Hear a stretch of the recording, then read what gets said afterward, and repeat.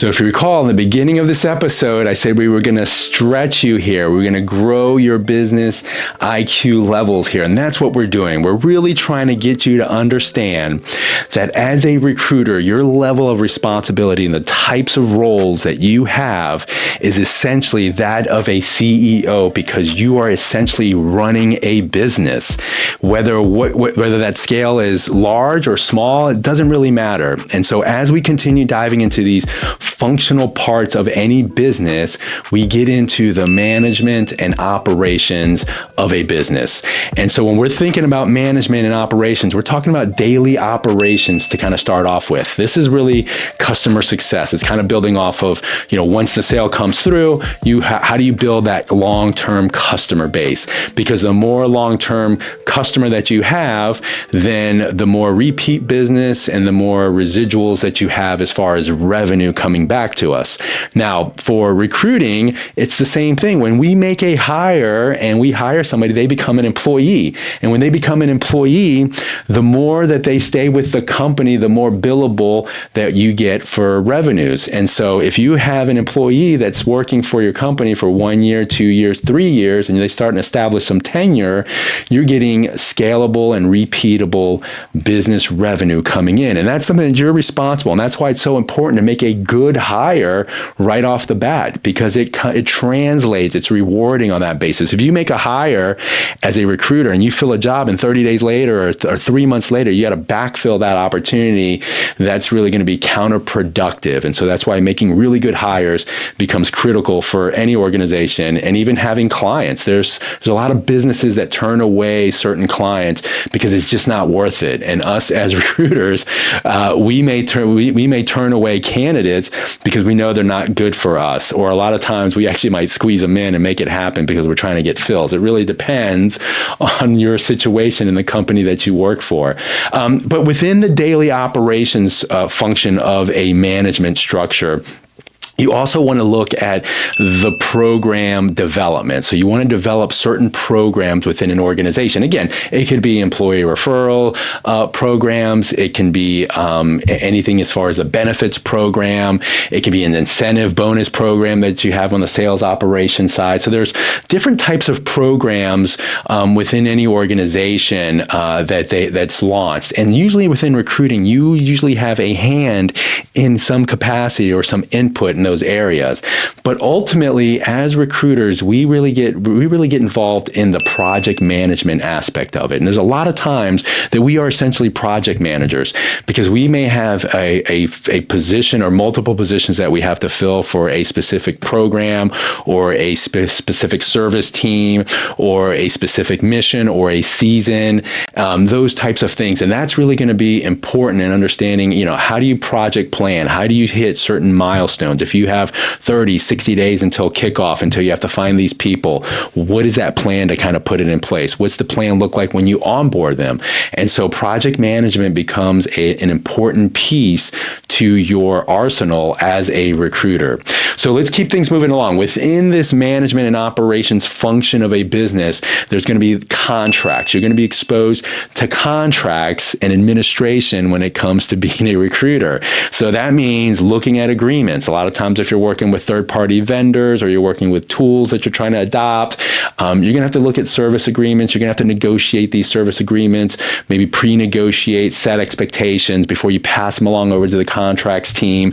You're going to have to be looking at bids and proposals and captures and pursuits, potential business that's there. A lot of times they want to know, hey, if we bring in this business, can recruiting supply the talent in order to make this business happen, this deal to go down? So pricing becomes a part of it. And so a lot of times, understanding the marketplace, and that's why supply and demand is so important. Understanding that you have a good pulse on the marketplace is essential. And so a lot of times now as recruiters, you have all these deals, you have all these sort of, interactions within the contracts and administrative team. And occasionally, this has happened to me, occasionally you're going to get pinged about an audit. And then all of a sudden, you have to justify why you went ahead and budgeted $100,000 or, whatever it might be, 50 grand on this particular tool or on this particular vendor for this particular placement deal, whatever it might be. But these are the pieces that you're going to be responsible for as a recruiter. Contracts, administration, who would have thought, right?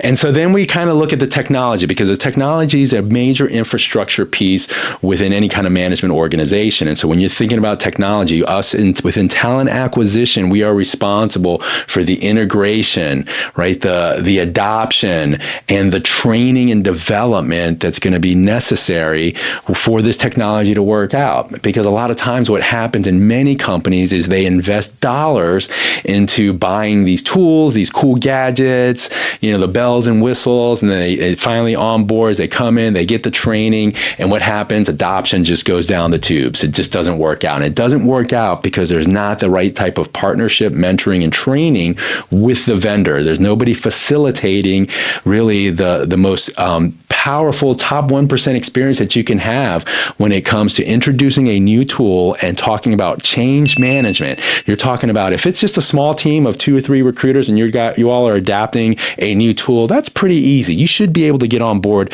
to do that. But it's only if you're all in on the tool, because you can do it and you can have a small team and nobody's spending the time to get to know the tool. Now, comparable to an organization that has 100, 200, 500 recruiters, and then you're talking about true change management, true adoption, you're talking about reporting, usage, all of those things that come into factor. And that's important because as a CEO, you want to make sure that you're getting an ROI, a return on your investment. If I'm spending hundreds of thousands of dollars or millions of dollars on technology and tools, what's my return? How do you quantify that? How does that translate into hires? And you as a recruiter are responsible for that. And so that's really kind of ties into the last piece here, which is really the data analysis and the reporting. And so being able to report on data at a high level, at a structured level, and be able to put charts and graphs together to demonstrate, for example, usage, or to demonstrate supply and demand,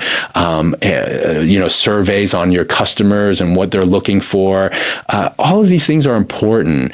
And this is part of management and operations. So again, as a recruiter with a CEO mindset, within the management and operations, daily operations function, that is what you're responsible for. Operations, you're responsible for contracts and administration, you're responsible for the technology and data, the analysis that kind of comes along with that and the reporting. So you can see why this becomes a very important infrastructure piece within the company. It's what really kind of keeps an organization, stable and solid. And you as a recruiter are responsible for bits and pieces of this. So again, as a reminder, as I'm mapping this out for you and laying out all of these big pieces, because we haven't talked anything about recruiting, really. We've been talking about everything else but recruiting, because when you think about all of these components within a business, just assess where you are right now, as far as, I'm high performance, or I'm really limited and I'm challenged and I have not done enough in this area. That is what you want to get out of, this episode, to be able to assess and see where you are when it comes to management and operations.